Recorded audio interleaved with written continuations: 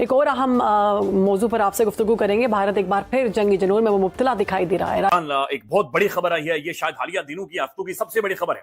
आई opening है, गैर मामूली एक्स्ट्रा ऑर्डिनरी खबर है, और खबर यह है कि एक ही टाइम में शायद ये तारीख में पहली दफा हुआ है कि ये कोई कोइंसिडेंस नहीं है। डेफिनेटली बड़ा सिस्टमैटिक तरीके से ये जो पूरी इस वक्त सूरत हाल है उसके पीछे कुछ ना कुछ किसी ने कुछ सोचा है, और तब ये आज भारतीय जो है दुनिया भर में हर तरफ मुख्तलिफ जो टॉप पोजीशंस में है। तो भारत के रक्षा अनुसंधान और विकास संगठन ने इतिहास रच दिया है। डीआरडीओ ने मिसाइल इंटरसेप्टर का सफल परीक्षण किया है, और इसी के साथ भारत उन चुनिंदा देशों की कतार में शामिल हो गया है जिनके पास अपना खुद का बैलिस्टिक मिसाइल डिफेंस सिस्टम है।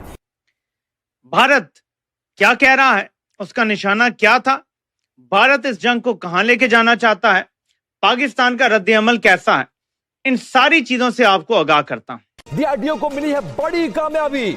अमेरिकी थार्ड रूसी S-400 की लीग में भारत भी शामिल हो गया है। अब इस वक्त इंडियन मीडिया पे जो कुछ चल रहा है वो मैं आपके सामने रखना चाहती हूँ। कुछ हुआ ये कि एक तो इंडिया की तरफ से एक एक्सपेरिमेंट किया गया है जो कि बड़ा कामयाब तजुर्बा कहा जा रहा है। उसके बारे में कहा जा रहा है कि ये पहला मुल्क है दुनिया में जिसने ये कर दिखाया है। लेकिन वो क्या सिस्टम है जिस पर एक वीडियो वायरल हुई है। एक आधुनिक युद्ध में दुश्मन का 50,000 का ड्रोन गिराने के लिए सेना को अक्सर 80 लाख की इंटरसेप्टर मिसाइल दागनी पड़ती है। अगर आर्थिक गणित के हिसाब से समझे तो ये घाटे का सौदा है, जहां आप दुश्मन को मारने के लिए उससे 160 गुना ज्यादा पैसा खर्च कर रहे हैं। लेकिन भारत के डीआरडीओ ने एक ऐसा धमाका कर दिया है जो इस पूरे ही गेम को पलटने वाला है। हम बात कर रहे हैं दुर्गा 2 की, एक ऐसा लेजर हथियार जो करोड़ों की मिसाइल का काम मात्र 250 से 300 रुपए में तमाम कर देता है। ये सिर्फ एक नया हथियार नहीं है, बल्कि युद्ध के मैदान में भारत की एक साइलेंट रेवोल्यूशन है। भारत का दुर्गा 2 यानी कि डायरेक्शनली अनरेस्ट्रिक्टेड रे गन एरे गेम चेंजर साबित होगा। ये कोई मिसाइल नहीं है जिसे बार बार खरीदना पड़े, ये सिर्फ एक बिजली या एनर्जी का इस्तेमाल करता है।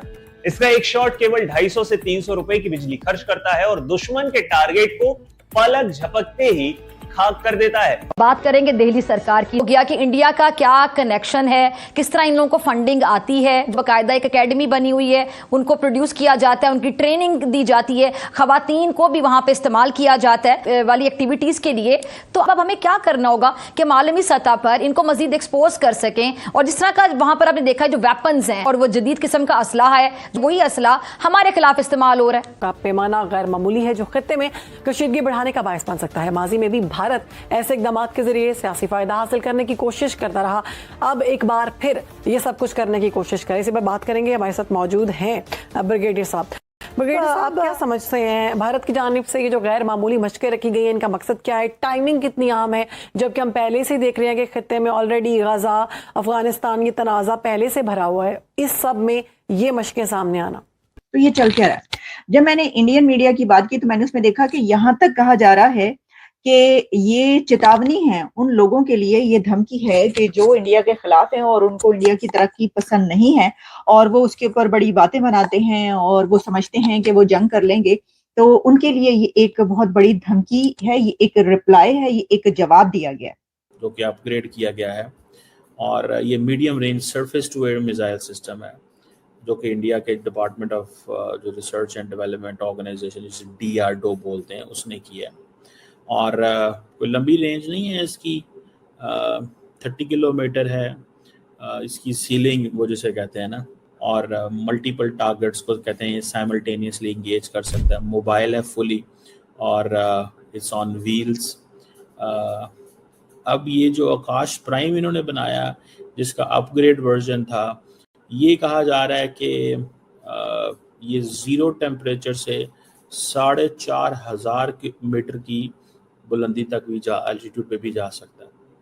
और ये एक इम्प्रूव्ड जो है ना वर्जन है, और ख़ास तौर पे इसकी इन्होंने इंडियन आर्मी एयर फोर्स जो है वो इसके ऊपर काफ़ी इन्होंने काम किया है, और उन्होंने इसको लद्दाख रीजन के अंदर भी इस्तेमाल किया है, जिसमें वो कहते हैं कि जनाब हमने जो एरियल जो होते हैं ना टारगेट्स वो हमने हिट किए, एरियल टारगेट्स जो हैं वो हमने हिट किए। और ये एक इन्होंने this is something they mention, ये है कि इंडिया ने फ़ौरन ये कहना शुरू कर दिया हमारा ब्रह्मोस दुनिया में 14-15 ममालिक खरीद रहे हैं, आकाश हमारा खरीदा जा रहा है. So that is to give a message कि जनाब हमारा ऑपरेशन सिंदूर इतना कामयाब था कि दुनिया हमसे वेपन्स खरीद रही है. So this is a marketing strategy the Indian government ये कर रही है, इंडिया की जो गवर्नमेंट है वो कर रही है ख़ास तौर पे. लेकिन दूसरी तरफ अगर ये देखा जाए, बाय द वे इंडिया ये भी कहता है कि अर्मीनिया जो है वो एक कन्फर्म्ड बायर है, और यूएई, वियतनाम और बाकी. अब nobody ever thought that the Emiratis will buy Indian equipment, but now they are buying. वो तो जब खरीदेंगे पता चलेगा. It's too early to say this. मैं इसको, ये बहुत अर्ली है कि ये मैं कह दूं कि वो खरीद रहे हैं. ठीक है, बहुत ज़्यादा अर्ली है ये मैं कह दूं कि वो खरीदेंगे. और इंडिया यूएई की आपको पता है बायलैटरल ताल्लुकात अच्छे हैं. इंडिया क्या करता है कि इंडिया बहुत सारे मुल्कों को जाके कहता है मेरे पास ये इक्विपमेंट है, खरीदो.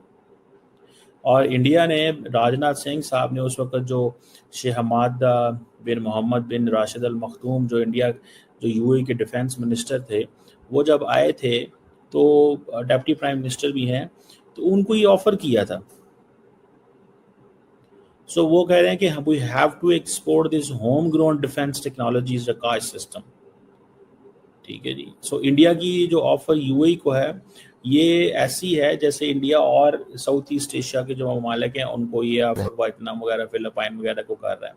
वहाँ पे वो चाइना के खिलाफ कर रहा है. यूएई को ये कह रहा है कि भाई तुम्हें ये चाहिए होगा, मे बी अगेंस्ट यमन, तुम्हें ये, क्योंकि यमनीज जो है वो बहुत सारे ड्रोन उड़ाते हैं, तो इंडियंस ये चीज़ वो जिसे कहते हैं ना करके दिखाते हैं. तो अगर ये $500-600 मिलियन की डील यूएई ने ले ली तो अरब वर्ल्ड के अंदर इंडियन डिफेंस इक्विपमेंट चला जाएगा. सो इंडिया इसके ऊपर, जैसे मैंने कहा ना, मार्केटिंग है, ये मार्केटिंग है. और ये टू गिव मैसेज है कि जनाब हम तो देखें जनाब ज़बरदस्त किस्म के लोग हैं, हमने तो कमाल काम किया है, हमारे तो ऑपरेशन सिंदूर ही इतना कामयाब था कि बहुत सारा असला बिक गया. ये एक मार्केट स्ट्रैटेजी है. ठीक है, बहुत सारे मुल्कों को बहुत कुछ ऑलरेडी ऑफर कर रहे हैं.